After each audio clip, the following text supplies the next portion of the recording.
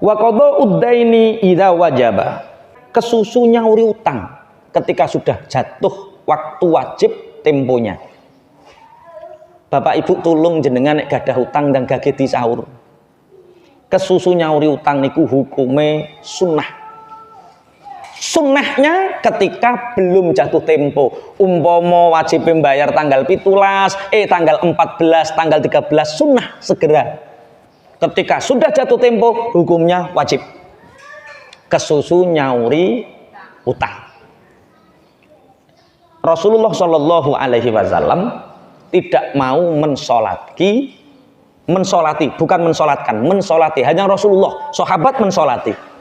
Hanya Rasulullah, karena Rasulullah punya syafaatul uzma. Yang dedikasi doa Rasulullah diijabah oleh Allah. Makanya orang yang belum nyauri utang, Rasulullah dilarang malaikat Jibril untuk mensolatinya. Sahabat yang lain solati. Jenengan kapundhut duwe utang, kula tetep nyolati. Soalnya nopo salat kurung karuan diterima. Donga kula belum karuan diterima. Nek Kanjeng Nabi kan pasti.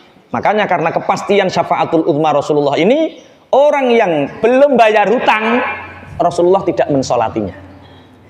Niki saking pentingnya nyaur utang. Tolong Bapak Ibu jenengan nek gadah utang dan cepet disahur. Mangke mantuk ditangleti bapake, ngaji apa Bu ning SD Muhammadiyah? Nyaur utang Pak. Piye? Kok kaya cetus ngono modele sampean. Nggih. Bapak Ibu, akhir-akhir ini kula jenengan dicoba kalih Allah. Sesuai sabdanya Rasulullah, nanti akhir zaman ada satu fadilah yang hilang. Termasuk tanda-tanda kiamat setelah ilmu faraid diangkat oleh Allah. Setelah itsar yang tadi saya terangkan dicabut oleh Allah, termasuk tanda akhir zaman itu orang senang bersedekah tapi gak seneng ngutangi tonggo. Wong sedekah kenceng, bangun masjid kenceng, bangun musola kenceng, santunan anak yatim kenceng, tonggone utang mboten bisa utang. Itu akhir zaman. Bahkan saya di zamanun, kata Rasulullah, akan datang sebuah zaman di mana orang ini tonggo gak do gelem utang-utang. Padahal sedekah dengan hutang itu pahalanya besar menghutangi tetangga. Terpaut 18 kali derajat daripada bersedekah. Kalau sedekah pahalanya 2 kali 18. Kalau sedekah Anda 700 kali lipat kali 18. Nembe ngertos jenengan nggih. Kok ndang golek-golek tangga gak utang aku lek. Lek gak utang aku lek. Loh. Kenapa pahalanya lebih besar ngutangi daripada bersedekah? Sedekah baik, saya tidak mengatakan sedekah tidak baik. Sedekah itu baik, ila yaumil qiyamah kita lakukan. Sedekah baik. Sepakat nggih? Tapi saapi-api sedekah itu kadang ada sisi-sisi istihza, ada sisi meremehkan. Sampai didhawuhna Allah, ya ayyuhalladzina amanu la tubtilu shadaqatikum bil manni wal adza. Artinya pahala sedekah itu bisa jadi rusak bil manni wal adza. Jenengan cek di beberapa kitab termasuk Ihya karangnya Imam Ghazali, apa itu manni, apa itu adza. Ada 7 halaman lebih. 7 lemper berarti 14 halaman lebih membahas tentang manni wal adza. Sedekah itu ada sisi-sisi meremehkan. Kita orang kaya modele awake sok sing melarat ketoke inong. Apalagi kalau musim gempa, banyak orang berbuat pangapunten selfie untuk mendapatkan donasi dana. Mereka mencari dana lewat tangisan air mata saudara muslimnya yang sedang kesusahan. Apa nih sing ape nyalek-nyalek sedilongkas. Anak yatim dikumpulkan, diunggah nih panggung, astagfirullah. 20.000 patang jam acarane. Apakah itu boleh? Boleh. Siapa yang melarang? Sebenarnya tidak yang melarang. Yang melarang itu istihza'nya. Kita boleh bersedekah, tapi jangan sampai merampas hak kemuliaan yang disedekahi. Sampai Sayyidah Aisyah, sampai Ummu Sulaim, di beberapa hadis diceritakan ketika Ummu Sulaim, ketika Sayyidah Aisyah, istri-istri Rasulullah bersedekah, ini bertanya kepada pelayan yang disuruh menyalurkan sedekahnya, apakah di antara mereka anak-anak yang kita bantu, apakah orang-orang fakir yang kita bantu mendoakan saya? Ini sedekah dari Sayyidah Aisyah. Ya Allah, muka-muka Aisyah seperti ini, seperti ini, seperti ini. Sayyidah Aisyah pesannya sama pelayannya, catat semua doa, jangan sampai kelewatan. Catat, aku didoakan apa saja. Ketika didoakan, Sayyidah Aisyah membalas doa sama persis dengan doanya. Akar apa? Doa dibalas doa, sedekahnya biar tidak sia-sia. Saiki gak anak yatim tinggu komersial. Cung, muga-muga aku gini dongakno cung. Lah piye tambah sedekah kok ijolno donga piye? Itu khilafus sunnah loh. Di beberapa hadis nggak boleh seperti itu. Sayyidah Aisyah, Ummu Sulaim ketika memberi sedekah didoakan balik sama Sayyidah Aisyah. Akar apanya? Sedekahnya tetap bernilai sedekah. Saiki ora. Bocah yatim diunggah no panggung, insyaallah. Lu sampean ra tau roh ngrasakno dadi wong fakir, Pak. Aku cacat kawit umur 2 tahun. Nek tanggal 10 Muharram diundang Pak Camat ning kecamatan aja diseneni mboke ra ngerah mangkat tau. Kena apa? Diunggah no panggung, Pak, nelongso. Demi Allah, Bu, sampean rondo, bojone mati, duwe anak cilik, diunggah no panggung, dikai santenan. Jawab, demi Allah, sampean nelongso apa susah? Nelongso. Mbok yo mikir wong sugih-sugih. Aku ra patek ndukung wong sugih-sugihmu, ra patek ndukung. Makanya ditobati-lah. Nggih. Ora kok darani sampean tukang pamer yo ora maksudnya. Ini nilai-nilai di mana menghutangi tetangga itu menghutangi derajatnya 18 kali lipat dibandingkan apa? Sedekah. Karena sedekah kadang-kadang ada nilai sisi istihza'nya. Ada sisi meremehkan. Beda nek ngutangi. Utang piro lek 2 juta. Nyaur lo ya, iya bocahnya. Terhormat, Pak. Terhormat. Makanya kata Rasulullah, akhir zaman akan terjadi orang tidak suka saling menghutangi. Karena apa? Karena orang-orang saat itu sudah terbuai oleh riba. Semua orang makan riba. Hanya 1 hasta, 2 hasta, sak deporong depo. Orang yang tidak memakan riba, tapi matanya terkena debu-debu riba. Kapan Bapak Ibu hari ini? Jenengan tingali cagak listrik wis ditemplaki. Anda butuh uang cepat cair, hubungi. Wit pelem mesti ditempelai. Anda butuh modal tanpa survei, hubungi. Sing kartune Telkomsel bendino di SMS. Pinjaman apal sampean. Hari ini, Pak. Singgo tonggo karo tonggo ra padha gelem utang-utangan, senengane utang duwe mana. Bu, sampean gak gelem utang tonggo kena apa to, Trai? Ora diparingi. Nah, sampean modele ngono.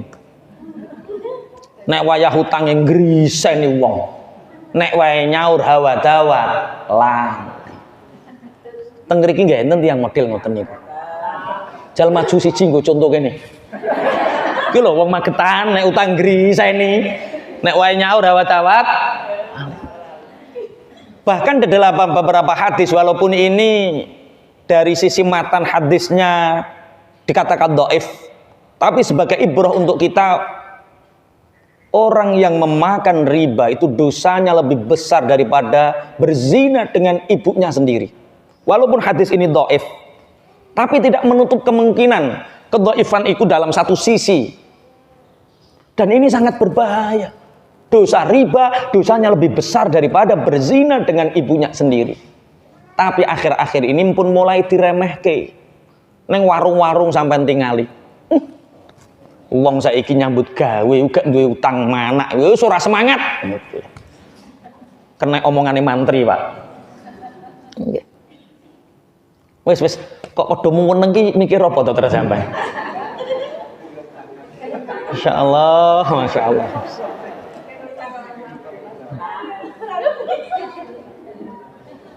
Iki dilanjut napa mboten? Sampeyan kok tambah susah ngene lah. Fa bidzalika falyafrahu. Ngaji ku nek iso sing enjoy, sing bahagia, sing enak. Aja sampai ngaji ku membuat Anda tertekan. Lah aku lagi kesusu nyauri utang langsung ngene sampean. tiarap kok tertekan ngono lah modele. Makanya pangapunten, saatnya lah sini lazismu ini bergerak lah. Kiai-kiai ini kene, ustadz-ustadz kene bergerak. Saya itu ngefan. Pondok saya itu mandiri, Pak. Pondok saya itu mandiri di 4 hal. Mandiri kelembagaan, mengeluarkan ijazah sendiri, mandiri sistem, mandiri SDM. Kita nggak pernah ambil ustadz dari luar, kader-kader kita sendiri. Yang keempat, mandiri finansial. Kita membangun 1 tahun paling sedikit 1,5 M, paling sedikit itu hanya operasional pondok dan pembangunan itu mandiri, tidak bantuan pemerintah, tidak bantuan DPR, tidak bantuan siapapun kecuali orang-orang yang mukhlis yang datang kita terima, tapi nggak minta. Kenapa bisa mandiri? Saya ngefans salah satu ulama dulu, ada ulama namanya Khatib Al-Baghdadi. Khatib Al-Baghdadi di samping beliau seorang ulama, pakar ilmu agama, ahli hadis, muhaddis, ahli Quran, mufassir. Beliau juga seorang entrepreneur, seorang pengusaha. Jadi piyambake kiai sugih. Teng pundi-pundi teng sae niki enten duwite. Kangge napa ana ketemu tangga nglentuk, lek kok nglentuk nggih Pak Yai. Butuhan kathah mboten gadah duit. Duit kok pikir, nyah lho tak utangi ngoten. Mana Pak Kiai? Kiai kok nganakno duit ora ndang disauri sak iling-ilingmu ngoten. Numpak bigol, numpak kendaraan ana tanggane nglentuk diutangi ngoten. Teng mriki ya ana kiai sing nang ndi-ndi nggo dhuwit ngoten. Ketua yayasane kudu saatnya. Ojo ketua yayasan kok njaluk, wae ojo. Ketua yayasan ngekek. Khatib Al-Baghdadi. Suatu saat Khatib Al-Baghdadi itu sakit, Bapak Ibu, 2 minggu sakit. Sakit teng dalem. 2 minggu tak ada satupun tetangga yang menjenguk. Gak ono siji-siji tangga sing nilii. Piyambake susah hatine karena hatinya itu basirohnya kuat. Piyambake mikir, nak pripun bah? Aku ki wong apik ta wong elek, nak? Lah pripun bah? Nek wong apik, nak, tangga 2 minggu lara niki mesti padha tangga kiwa tengen do tilik, do sambang. Nakokno ning ndi Pak Yai kok gak metu-metu. Aku 2 minggu nak sakit, gak ono sing nilii aku. Jangan-jangan aku ki wong sing kelakuane elek. Sekedap bah, sekedap terus ya putrane. Nek rumaos kula bah, mboten enten tiyang sae kados jenengan. Rumaos kula. Cuma sekedap kula tak tanglet tangga kiwa teng pinggire omah ditangleti. Lek enten apa Gus? Jenengan mboten mireng to, abah niku sakit. Ya krungu Gus, gak krungu piye. Lah sampean kok gak nilii Gus? Krungu. Abah sampean sakit, atiku susah kepingin tilik Gus, tapi nek arep tilik atiku ora mentolo. Lah enten apa to Lek? Lah aku iku duwe utang urung iso nyaur. Pinggire omah, ya ngono pinggire omah ditangleti ternyata sak kampung niku sedaya gadah utang kali Khatib Al-Baghdadi. Bah, eneng apa nak? Ternyata bah tiang-tiang niku susah, derek susah mireng jenengan gerah. Tapi nek ajeng nilii sungkan isin wirang. Lah eneng apa to nak? Ternyata bah sak kampung niki sedaya gadah utang kalih jenengan. Ya Allah nak, gara-gara utang, gara-gara duit nyebabno terputusnya pahala iadatil marid, nyebabno terputusnya pahala nilii wong loro. Nek ngono nak pripun bah? Maghrib ki umumke nak, neng masjid, neng musola, neng embong-embong, neng rame, umumke sapa wong sing duwe utang karo Khatib Al-Baghdadi bengi iki lunas. Wong sing jamaah neng masjid krungu pengumuman lunas nek wiritan ya banter. Alhamdulillah. Alhamdulillah marem utange. Lho. Sing ora jamaah neng embong neng prapatan krungu pengumuman lunas cocok iki. Dalu niku kuwatah ingkang niliki. Saking kata ini ku sampai dipun ceritakan gagang lawang ini ku sampai sempel. Saking kata sini lagi utang ora gelem nyaur nyempelno lawang. Wong nek fakir yang ngono. Mulane jenengan tulunglah. Nek kepingin utang mboten sah teng bank plecit, mboten sah teng bank titil, mboten sah teng bank-bank sing enten penalti, denda bunga sak piturute. Ayo mulai hidup simplicity, hidup semurah mungkin. Nek ora mampu rasah ngoyo-ngoyo. Kula ngaji ngeten iki Pak biasa, teng kampung kula piyambak, kula khutbah, kula ngaji pasanan biasa. Wong kene nek kepengin utang aja ning bank konvensional, aja ning ngene wong-wong. Nek utang ning nggonku, aku ngono. Pertama kali kula punya anggaran 25 juta untuk tak utang-utang. Pertama kali. Sakniki pun langkung. Ngoten bar diumumke ning masjid awan, isuk bayek omah, Pak. Pak Kiai kula utang lah pinten 8 juta lah kangge napa? Kula mbangun griya terase dereng rampung. Lah ya wong omahku ora ngene terase. Kok sampean ape gawe teras kok? Enten sing utang 5 juta tuku motor duwite kurang. Jadi ternyata orang yang tidak sadar membangun kekayaan memang mereka membangun kemiskinan untuk dirinya dan anak cucunya. Makanya sing kula utangi nggih punika sing betul-betul 1.500.000 kangge kebutuhan makan 1 bulan. Itu hukumnya wajib. Lah nek teras ngene iki ora wajib ya ora sunah. Sunahe sampean tak ulang zuhud, tak ulang qanaah, kok tambah tak utangi, berarti saya mengajarkan boros. Paham bahasa seperti ini nggih? Pun. Nomor 1 kok lali iki lali. Nomor 1 nyugoi tamu. Sing nomor 2 nikahno anak wedok. Sing nomor 3 iki wapal saya nyauri utang. Soalnya akhir-akhir ini memang debu-debu riba Masya Allah sulit untuk menghindari. Konsep riba itu seperti ini. Masih berapa menit ini? Oh masih 15 menit. Kok tambah tinyang. Jadi konsep riba itu seperti ini. Kalau ayatnya sudah jelas ya yamhaqullahu riba wa yurbis shadaqat. Allah menghancurkan riba, Allah memakmurkan sedekah. Misal jenengan duwe bebek bu 200. Alhamdulillah ngingu bebek 200 ki saulan badine 4. Sing 3 kena dinggo butuhan, sing sitok dinggo celengan. Ini prinsip kaya. Prinsip kaya itu dari sisa penghasilan kita bisa nabung, kita bisa sedekah. Itu prinsip kaya. Ketemu tanggane, "Le, eneng apa yu? Bebekmu kok akeh, Le?" "Iya yu, alhamdulillah." Lah ngono ki yo bathi, Le. Bathi yu ngene iki bathine 4, sing 3 tak nggo butuhan, sing sitok tak nggo celengan. Jenenge wong sak wayah-wayah watuk pilek, butuh suntik, butuh liya-liyane. Tapi kok bebek to, Le? Lah ning apa to yu? Sampean gak pengin duwe garangan. Yo pingin wong garangan yo apike ngono mulai sing ngono, tapi ra ning sing tak gawe tuku. Lho, saiki tuku garangan ora usah nggawa dhuwit to, Lek. Lah piye? Fotokopi KTP. Lah piye carane? Kan bebeke sampean benulan kan papat to badine. Iya. Lah yo kok sing 3 dienggo butuhan, sing sitok pakakno garangan. Oh yo matuk cocok. Ya wis, garangane tekakno sesuk. Garangane isuk-isuk ditekakno, dilapi, diumbah, dienggo metu neh rusuh, dilapi, diumbah. Bulan pertama bebeke badhe 4, sing 3 dienggo butuhan, sing sitok pakakno garangan. Bulan kedua badhe 4, sing 3 dienggo butuhan, sing sitok pakakno garangan. Bulan kelima bebeke mbrodoli. Ora bati.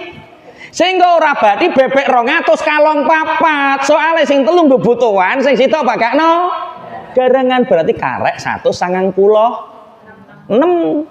Bulan ke-6 jek brodoli, wong brodoline ning 4 wulan luwih.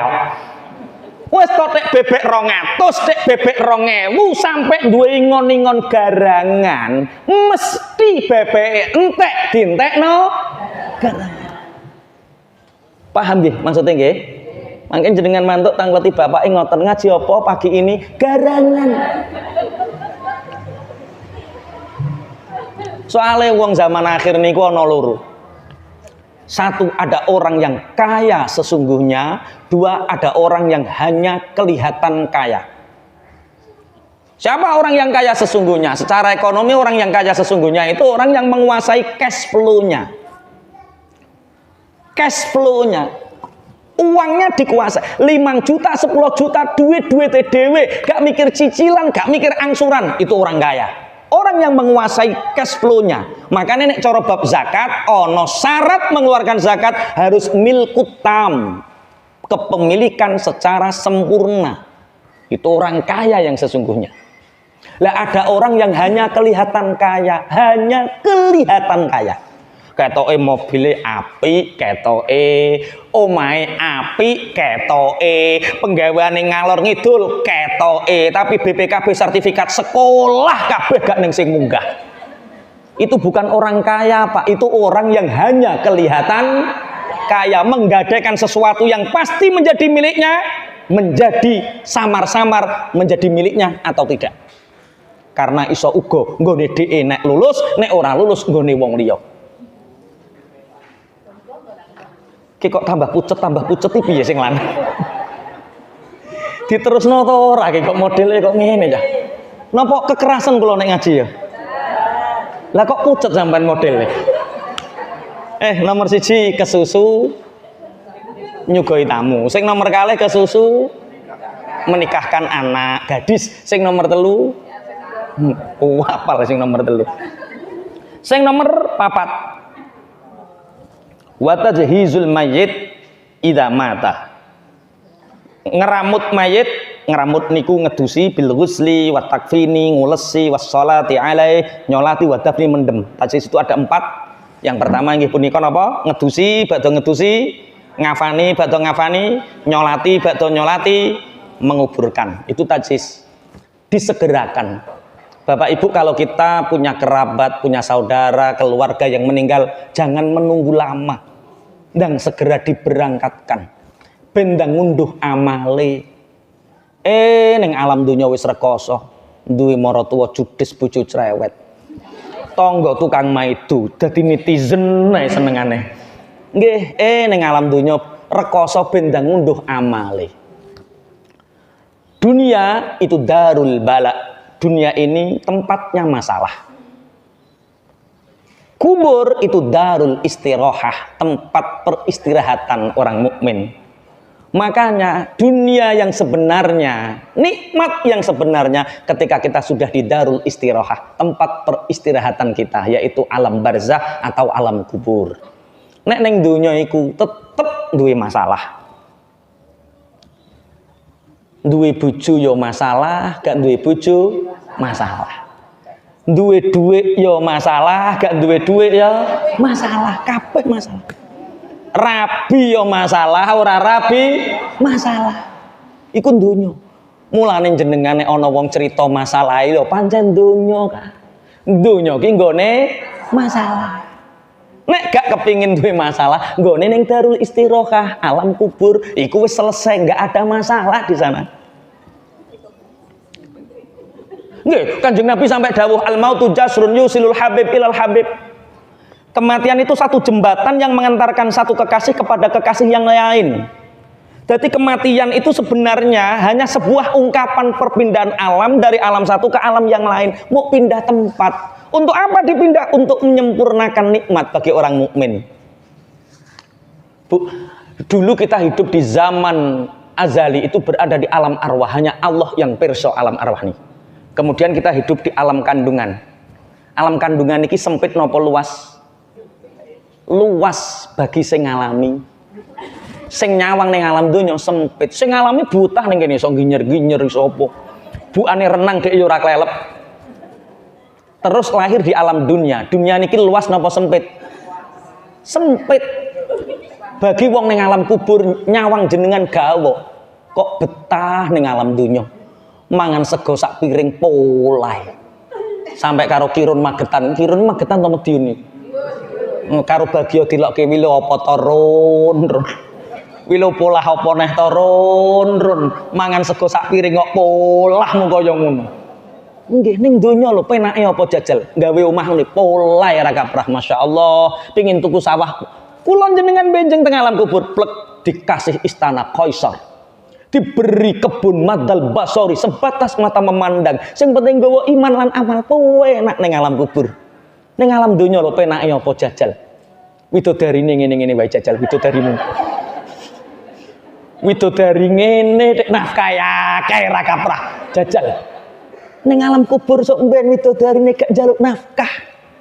Enak. Makanya Sayyidina Khalid bin Walid mengatakan malam terindah bagiku adalah malam kematianku. Enak ketemu Allah, ketemu Rasulullah, ketemu amal. Orang mukmin iku seneng nek arep mati niku. Seneng.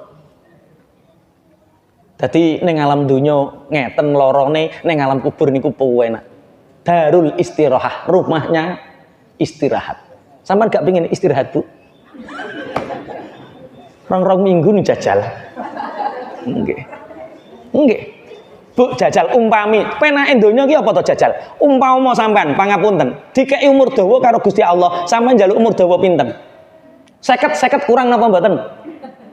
Kurang, oke, kurang. Swidak kurang, oke. 70. Eneng sing pas, eneng sing kurang. Hah? Orang yang diberi usia 60 tahun, selebihnya 60 tahun itu amal ibadahnya dilipat gandakan. Jadi misalnya jenengan sing jek sak ngisore swidak, ganjarane 10 itu dilipat gandakan. Itu ketika usia 60. Usia 70, ketika orang melebihi usia 70, maka dia sudah hampir bisa dipastikan tidak bisa maksiat. Apa maksiat apa? Wong umur 70. Jadi semakin usia 70, dia semakin dekat dengan Allah. Orang yang usianya 80 dalam rangka taat, dia tidak dihisab oleh Allah. Perkara napa dosa-dosane wis dilebur kabeh. Umur 80 tambah parek Allah, pol wisan karek iling mati tok wis ora pengin maksiat, ora pengin napa. 80 jek pengin wayah ya ora mikir, bojone ora dipikir kok apa neh wayah. Umur 90 tahun sudah dikatakan mukallaf, langsung surga. Wis. 70 pas apa kurang? Kurang, oke. 80 kurang, 90. Terus sampean umur dawa-dawa ape mek apa? Wong umur 80 niku ngilonan lho wedi. Iki sapa? Iki sapa? Mangan ya wis ra krasa enak, turu ya wis ra krasa enak. Makanya Allah menyediakan alam yang terbaik, namanya alam akhirat. Wal akhiratu khairu wa abqa, dimulai dari alam kubur. Pun nggih, positif nggih. Dadi nek arep kepangapunten. Dunia itu seperti akhirat itu seperti yang kita nikmati hari ini. Jenengan sakniki kok urip sering-sering susah. Ning alam kubur susah jenengan. Makanya selama kita iso sujud, iso sholat, bahagia. Fabidzalika falyafrahu, maka berbahagialah. Maka salah satu dosa yang kita tidak sadari, dosa ngersulo susah. Ojo sampai susah urip iki kudu bahagia. Wong mukmin kudu bahagia. Sing kafir lho ben susah. Awake kudu bahagia, enjoy, merasa dekat dengan Allah, merasa yakin bahwa kita surga di depan mata, nyaman kita. Isyak billah. Tak delok ketok edik mung suntuk saiki wis mulai ceria, alhamdulillah. Buareng mikir utang susah, tidak mikir akhirat langsung semangat nah. Alhamdulillah ini sesuai skema gitu. Itulah memang. Kenapa di dunia ini penuh masalah, sedangkan besok di akhirat tidak ada masalah bagi orang mukmin? Pangapunten. Masalah niku enten 4 fadilah. Tapi gak tak terang saiki, nek tak terang saiki sampai jam 10 lagi bar. Wong iku dikai masalah supaya tambah parek Allah. Soalnya ono wong nek dikai kenikmatan adoh saka Allah, gelem tahajud pendak eneng masalah. Mosok kok tahajud pendak wedake entek. Ya Allah wedake pun telas ya. Mosok tahajud kok pingin duwe hajat sing gede lagi tahajud. Kadang-kadang memang Allah ingin dekat dengan kita, makanya kita dikasih apa? Masalah. Terus nomor loro ben urip iku krasa penak. Umpama wong gak dikai masalah niku gak krasa penak. Wong krasa penak nganggo klambi perkara anane adem sehingga kuwi klambi rasane anget. Wong krasa penake ora ana lamuk, ora ana jengklong. Niku Gusti Allah nggih jengklong. Dadi Gusti Allah nggih masalah agar kita menikmati masalah itu. Sampan karo bojo ndang adem ayem. Niku rasane cempeh, modele kaya sipo kabeh. Tapi nek purik ndang seminggu, wah. Apa neh 2 minggu purik terus lagi ketemu, masya Allah, iso sedep ngono modele. Dadi enenge masalah ning alam donya supaya kehidupan ini terasa nikmat, krasa sedep. Nanti kok nek mulai piye Bu masalah ben sedep. Dinikmati mawon. Teng alam kubur benjing penuh dengan kenikmatan. Mulane nek pengen istirahat tenanan niku mati. Tapi tidak bunuh diri, artinya mati yang memang dikehendaki oleh Allah, dan kematian itu sangat diharapkan oleh orang mukmin. Ojo sampai wong mukmin niku mati susah.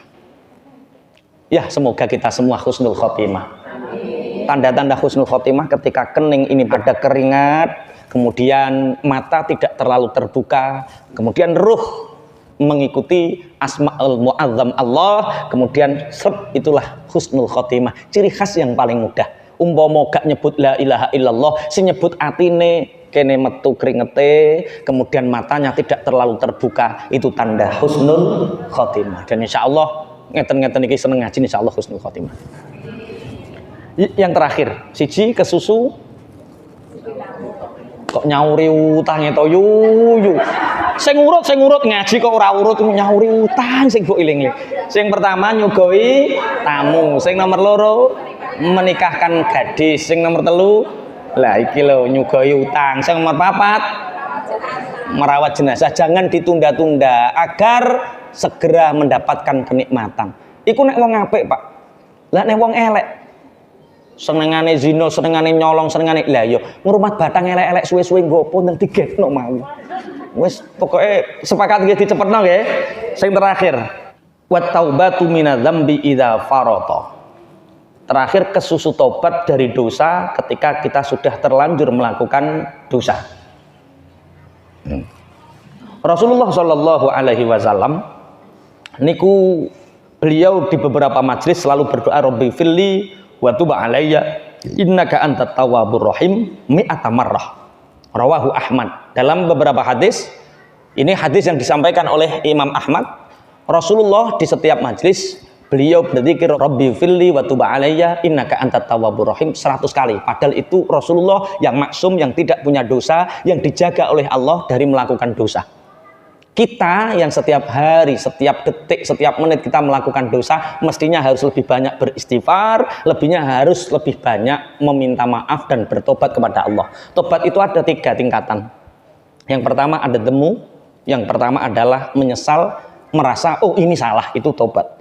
Yang kedua adalah beristighfar, nadem, kemudian beristighfar. Yang ketiga adalah muqabalah, mengganti, aljabru, mengganti dari dosa yang dilakukan menjadi pahala yang seimbang. Contoh, makanya akhir-akhir ini tobatnya orang itu beda-beda. Mestinya zaman dulu, zaman Rasulullah tobatnya orang beda-beda. Sekarang enggak. Sekarang tobatnya orang itu sama saja. Saiki mantan preman bareng tobat yo ning masjid terus Pak, gak gelem ngopeni preman. Sayyidina Umar bin Khattab dulu untuk sekedar makan, beliau itu di pasar Ukas. Pasar di mana Sayyidina Umar bin Khattab tarung dulu, tinju dulu, sehingga Umar bin Khattab terkenal kuat. Umar bin Khattab untuk makan, dia kerja, di samping kerja jadi pegula, di samping pegula dia menulis syair. Dari situ beliau makan, sehingga terkenal nek Umar bin Khattab itu wong sing sangat kuat. Ketika beliau ingin membunuh Rasulullah, ringkas cerita beliau mendengar surat Toha ma anzalna alaikal qur'ana litashqa illa tadhkiratan liman yakhsha tanzilan mimman khalaqal arda was samawati al-ula ar-rahmanu 'alal arsyis tawa lahu ma fis samawati wal ardi wa ma bainahuma wa ma tahta tsara wa in tajhar bil qawli fa innahu ya'lamu sirra wa akhfa Allahu la ilaha illa huwa lahul asmaul. Kok gak sing hafal gitu? Nah, akhirnya dari situ Umar bin Khattab beliau terbuka hatinya mendapatkan hidayah, ikrar di hadapan Rasulullah. Apa yang dilakukan pertama sekali Sayyidina Umar bin Khattab? Umar bin Khattab tobaté langsung marani wong-wong sing ngancam Rasulullah. Abu Lahab pertama buka dok buka lawange. Hei Abu Lahab, aku Umar bin Khattab. Ya ada apa? Aku sekarang sudah muslim, aku sekarang sudah mukmin. Kamu jangan sekali-kali mengganggu Muhammad. Sekali Muhammad diancam teror sebagai bentuk tobaté Sayyidina Umar bin Khattab. Saiki gak preman berpreman tobat ning masjid, para gelem ngurusi premane, Pak. Mestinya tobaté preman yo ngaji sesekali ke masjid, setelah ngaji dakwahe ning gone preman, aja kok ning masjid kabeh. Yo ning masjid apik aku ora ndarani elek, tapi tobat iku kudu sesuai dengan profesinya. Imam Syarafuddin Al-Bushairi dulu dia itu menjadi penyairnya para raja. Jadi nek eneng raja dia ngelem-ngelem dengan syair-syair qasidahnya. Ketika ada biduan cantik, wanita cantik ngelem-ngelem sehingga dia terkenal musisi dan ahli syair, ahli qasid, menjadi nasyid terkenal di zamannya. Tapi ketika beliau lumpuh, dia bertobat. Setelah bertobat, dulu aku memuja para raja, maka aku harus memuji Allah dengan syairku.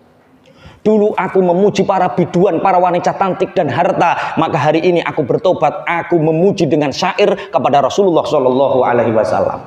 Mulane terus ono qasidah Al-Burdatul Madih, itu karangan Imam Syarafuddin Al-Bushairi sebagai bentuk tobatnya saat beliau setruk.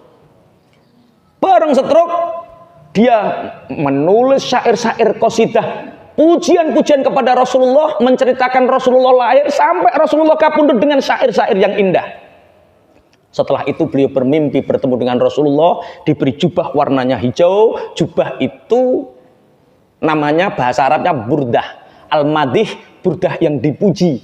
Hadiah dari Rasulullah. Setelah bermimpi dengan Rasulullah dikai bujah warnanya hijau itu, akhirnya dia sembuh. Itu tobat seperti itu. Duwe muqabalah, pembanding masing-masing. Wong penyanyi tobat terus neng masjid. Penyanyi tobat itu mestinya dia mengubah satu syair yang mengajak orang untuk mengingat kepada Allah. Ini sudah 1 jam lebih 3 menit kelihatannya.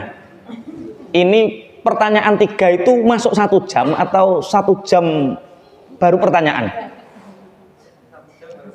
Oh 1 jam baru pertanyaan, monggo. Soalnya kula mboten kulino ngaji 1 jam. Ngaji ini biasanya 2 jam, 3 jam.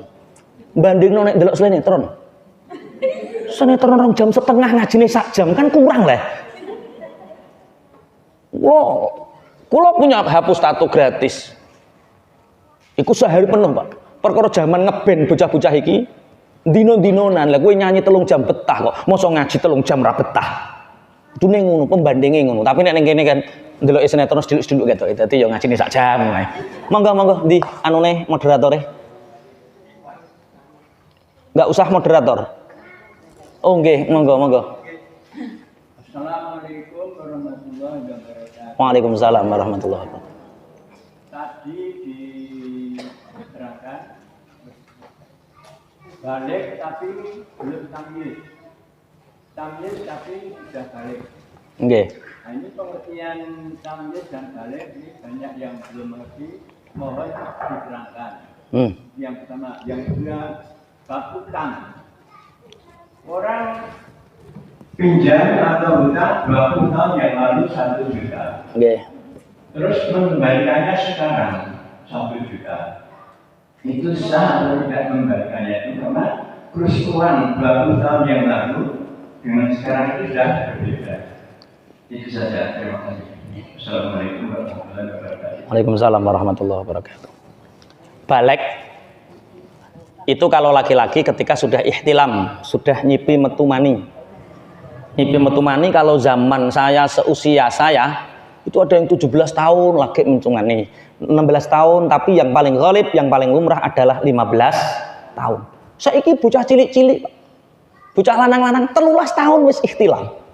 Hari ini karena apa? Saking pikirannya yang kotor, makanannya kotor, jiwanya kotor, pikirannya kotor. 12 tahun wis metu mani. Laki-laki ihtilam keluar mani.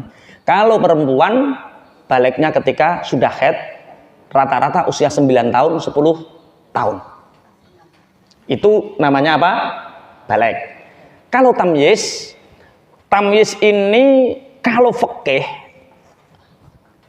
at-tamyiz fil istilah atau istilahan lil fuqaha, istilah tamyiz bagi ulama-ulama ahli fikih ku nek wis iso cewek dhewe, nek wis iso mangan dhewe, nek wis iso mandiri niku jenenge tamyiz. Tapi tamyiz yang saya maksud di dalam bab nikah adalah tamyiz yang ketika beliau satu punya pemikiran yang sehat, kemandirian, rohani dan jasmani itu. Rohani itu artinya ya pinter memaafkan, pinter menghargai, iso nglenggono, itu namanya tamyiz. Terus tentang utang. Riba itu tidak harus tetap dan tidak harus bertambah. Yang namanya riba itu kullu qardin jara naf'an. Setiap hutang yang kita mengambil manfaat dari hutang itu, mengambil manfaat, mengambil keuntungan dari hutang itu namanya riba. Bagaimana dengan utang 1 juta 40 tahun yang lalu? Maka itu bisa dikruskan qimah atau nilai tsaman yang tidak berubah, yaitu nilai tsaman emas. Jadi kalau 1 juta tahun, makanya dalam bisnis itu ada depresiasi nilai. Indonesia ini mengalami depresiasi nilai uang, nilai mata uang. Kalau orang mengatakan uang kertas pun riba, misal, yang tidak riba itu dirham dan dinar. Kata siapa? Dinar dan dirham pun itu bukan mata uang Islam. Menggunakan nilai mata uang dirham dan dinar itu di masa pemerintahan Sayyidina Umar bin Khattab. Dulu kekhalifahan tidak punya nilai mata uang. Rasulullah tidak menggunakan nilai mata uang. Cuma karena zaman Rasulullah, 2 negara adidaya, saat itu Persia dan Rom. Persia menggunakan nilai mata dirham, Rom menggunakan nilai uang mata dinar. Dinar itu dari emas, bahan bakunya, dirham itu dari perak. Dulu ad-dinar niku 2 kali lipatnya nisfainil darohim. 1 dinar itu senilai 2 dirham. Jadi 1 dinar itu senilai 2 dirham. Zaman sekarang perak hanya 18.000, emas 900.000. Berarti dinar dan dirham pun mengalami naik turun sama dengan kurs rupiah kita. Kalau melihat itu, jangan sekali-kali mengatakan uang kertas pun riba. Karena ternyata dinar dan dirham itu sudah ada jauh sebelum Rasulullah diangkat menjadi Rasul. Kemudian, kenapa nilai yang ditukarkan itu emas? Karena emas yang telah terbukti beribu-ribu tahun qimah atau samanya nilainya tidak berkurang. Jadi nek jenengan boten riba, 1 juta saat itu dapat berapa gram emas, maka nyaurnya hari ini adalah uang senilai emas itu tadi. Itu tidak riba. Jangan mentang-mentang lo ini 1 juta 200 riba. Ya orang ngono bro piye lah mikirmu iku. Bapak Ibu pangapunten, wong Magetan duwe utang wong Bojonegoro 10 juta. Saiki wis utang ya 10 juta. Oke. 6 bulan gak disaur bareng setahun wong Magetan rono. Neng Jonegoro. Umbal. Bensine ae numpak bis. Sing paling ringan numpak bis 120.000. PP 120.000 bise. Urung mangan ning dalane tuku soto 13.000. Ya kok ngejak koncone traktir pisang kan? Berarti kira-kira 300.000. Teko kono muk disemayani, pangapunten Lek, dereng wonten. Wis. Jarak 3 bulan lagi, rono neh, dereng wonten neh. Berarti wis piro? 600. Lah ngono bareng 3 tahun, nek nyauri tetep 10 juta riba. Tetep 10 juta riba. Karena apa? Ya dolim leh Pak. Wong rono tok wis ping 3 sing 4. Artinya kalau tidak ingin riba, qimah 10 juta 3 tahun yang akan datang itu senilai apa? Umpama 10 juta saiki pedet siji gede, maka 3 tahun ya tetep pedet gede. Saged dipahami nggih? Zalim kalau diutuhkan itu justru zalim. Kadang yang utuh itu justru riba. Paham nggih maksudnya nggih? Oke. Sudah 2 pertanyaan, tinggal 1. Nggih, monggo. Kalau misalnya menanamkan modal pada suatu usaha, beri bagian labanya itu termasuk riba apa tidak?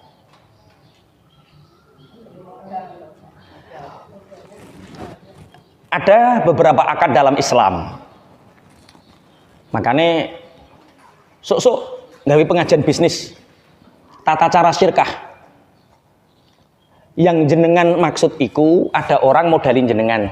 Terus bagi hasil 2 orang atau 3 orang. Maksudnya yang modali ini 1 orang diberikan kepada 1 orang. Itu namanya kirot. Kirot itu ada 4 syarat. Kirot itu ada 4 syarat. Syarat yang pertama, modal harus berupa dinar atau dirham. Kalau rupiah bagaimana? Enggak apa-apa. Tapi dari penghasilan itu harus ada 10% minimal untuk nambahi modal. Jadi misal, karena kirot ini untuk selamanya, bisa diakta notariskan. Sehingga bisnis semakin bertumbuh tidak dibonsai. Orang kok ngekei modal 1 juta, saulan oleh berarti 10 juta, terus dijum 5 jutaan. Itu namanya membonsai bisnis. Membonsai usaha apa? Modalnya dibagi apa?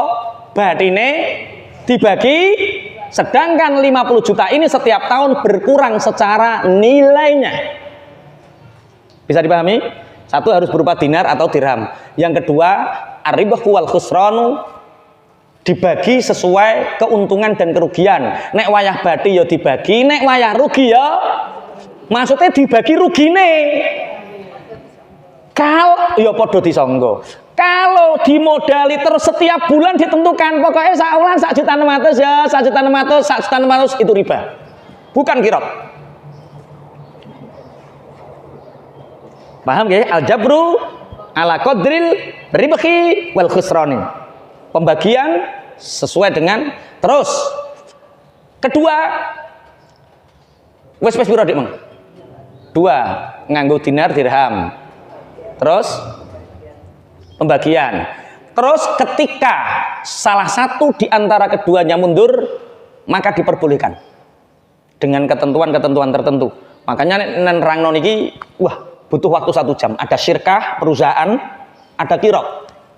Kemarin tim Surya Jawa Timur, Surya Maret itu loh, Jawa Timur kemarin belajar ke pondok kita bagaimana pengelolaan syirkah secara syar'i atau secara Islam. Kemarin insya Allah tanggal 9 Maret saya ngisi di Surya Maret Jawa Timur untuk memberi pelatihan terhadap tim Surya Maret agar bagaimana syirkah ini tidak terjadi riba, kemudian perusahaan itu semakin bertumbuh, berkembang, ora terus dipleteti benulan dijaluki dhewe terus. Niki paham Bu maksudnya Bu nggih? Itu namanya kirot. Ada akad kirot, ada akad andum badi, ada akad mudharabah. Apa bedanya? Banyak. Ada akad syirkah. Apa bedanya? Banyak. Diterangkan yang ini gak ngerah paham. Soal ini bahasa ekonomi. Boleh memberi modal, tapi dengan ketentuan pokoknya batine piro kuwi sing dindum. Lah nek sing iki tak modali 1 juta, sing penting kowe setor aku 2.500.000 batine. 2.500.000 terus riba. Lah bagaimana lah sekarang itu penak. Koperasi simpan pinjam atas nama kirot modali tapi siji ngangsure podo enggak didampingi. Sehingga apa yang terjadi? Ya sama, mereka terlilit pada akhirnya. Itu sudah 3 ya. Mumpun panas loh niki. Pun saking kula cekap, wabillahi enten kelepatan aku impang panjenengan sami, kafaratul majalis, subhanakallahumma wa bihamdika asyhadu an la ilaha illa anta astaghfiruka wa atubu ilaik. Assalamualaikum warahmatullahi wabarakatuh.